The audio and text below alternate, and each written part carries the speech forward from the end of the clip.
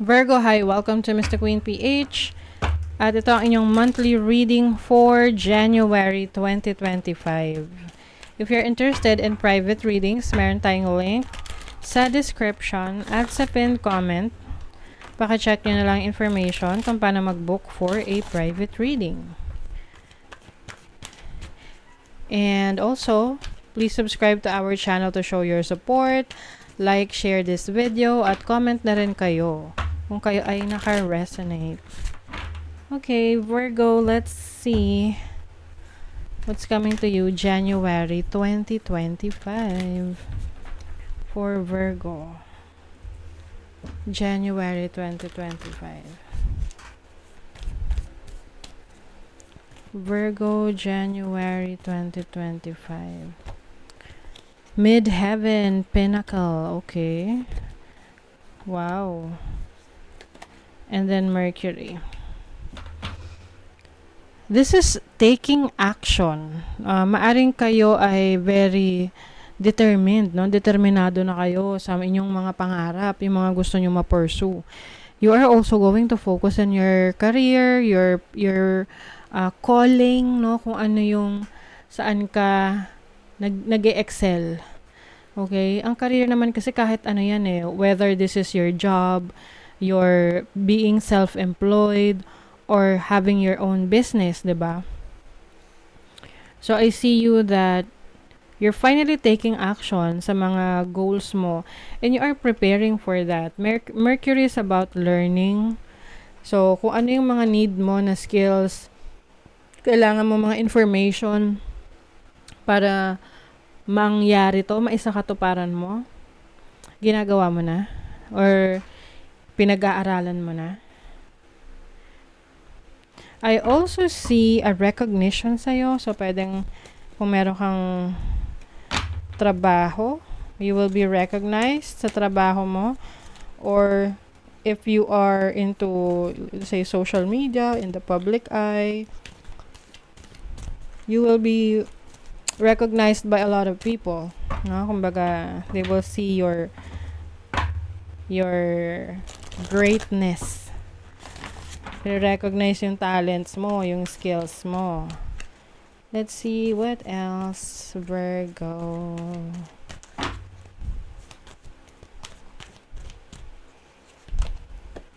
Oh, diba? You have the Empress, the Elder of Cups.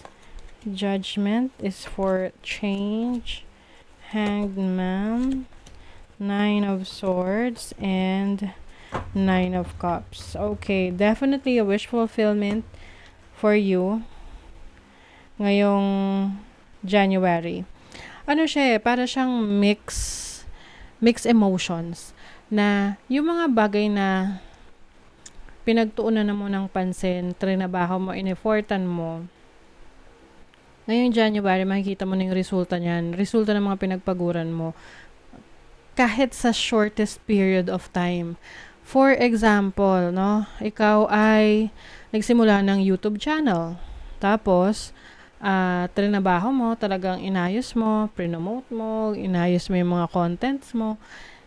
Then, you will see the results na maaring within a month, sa loob ng isang buwan, ikaw ay ma-monetize or ma-reach mo agad yung 1,000 subscribers. Or there's like, meron kang ano eh, meron kang marireceive or ma-achieve na goal. Yan, ma-achieve na goal for January. Ano mang goal to? Pwedeng goal mo sa trabaho, goal mo sa business mo, personal goals mo, like for example, meron kang financial goal na gusto mong ma-achieve ngayong January, makukuha mo siya. You also have Judgment and the Hanged Man. I think you want to reinvent yourself, no? Parang gusto mong may baguhin sa sarili mo. But at the same time, medyo nag-aalangan ka. Kasi iniisip mo kung ano yung sasabihin ng ibang tao the moment na may baguhin ka sa sarili mo. So, this can be a physical change, no? Yung iba, halimbawa, gusto mo magpa-rhinoplasty. Iisip mo, ano kaya? Baka naman kutsain ako ng ibang tao pag ginawa mo yun. Nako, kung kakabuti mo, dun ka magiging masaya, dun ka mas magiging confident, go. Oo. Kasi kung iisipin mo yung sasabihin ng ibang tao, yung mga totoong tao na nagsusuporta sa'yo, hindi naman sila magsasabi ng anything bad sa'yo eh. They will be happy about your success. 'Di ba? They will be happy about your improvement. And that's what matters. Yung mga sabi-sabi ng iba dyan, inggit na lang yon. Oo, baka nainggit lang. So, hayaan mo sila. Any change na gusto mong gawin, kahit na hindi naman ganun ka-drastic, let's say you want to be more, you want to be more confident na mag-create ng content sa social media. Or do whatever you want. Kahit cringe, 'di ba? Don't worry. You have the Elder of Cups. I think we will also take care of yourself. Andito yung self-care, self-love for you. Meron kang, for you Virgo, if you're single, meron kang admirer. Itong admirer na to, pwedeng kilala mo na siya. It can be your friend or someone na nakikita ka pero hindi mo siya kilala. 'Di ba? Para siyang mysterious. Hindi, halimbawa nasa social media ka, you are popular, no? So, maaring mga mga admirers mo online. Let's see what else. Broken bridge. Unsuccessful outcome to a problem. So, I think itong, meron kang problema na pwedeng hindi mo pa siya masusolusyonan ngayong January. Oo. Birth or conception of a child or enterprise. So, okay. I was thinking kanina na parang merong rito, baby.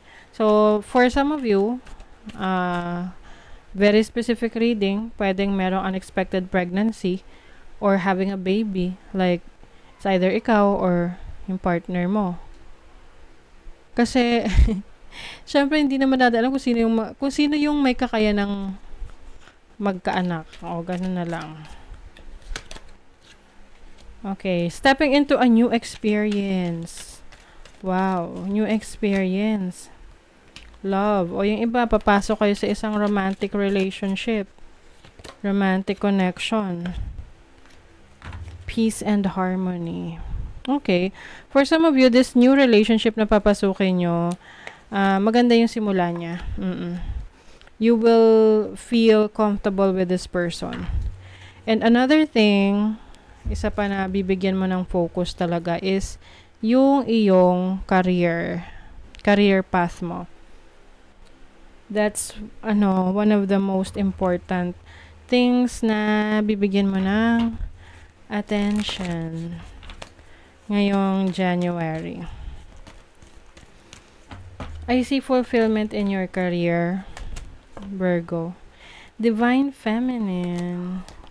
Sight. Detach your emotions from situations that you cannot control. So, yung iba sa inyo kasi, may tendency kayong maging emotional sa mga bagay na hindi naman kailangan. Kumbaga, may mga uncontrollable. Hindi natin kontrolado lahat. So, whatever it is na hindi mo kontrolado, is i-detach mo yung sarili mo doon kasi ikaw lang rin yung maapektuhan and wala naman tayong magagawa. You just have to surrender whatever that is. Wise woman, a change is coming. Uy, okay. Major change. For some of you, if you are sexually active, meron ng pregnancy dito pagdating ng January. So, kung kayo ay hindi pa ready, so syempre, be careful. But if you're ready, then go. Push. Gawin mo lang. Okay? So, but ang pinaka nangunguna sa inyo rito, Virgo, is your career path, your success in terms of what makes, kung ano yung nagbibigay ng, ng finances or financial income sa inyo. So, dun kayo magbibigay ng focus. And some of you stepping into a new relationship for those who are single. Okay, so that is your reading, Virgo. Good luck. Thank you so much. See you again.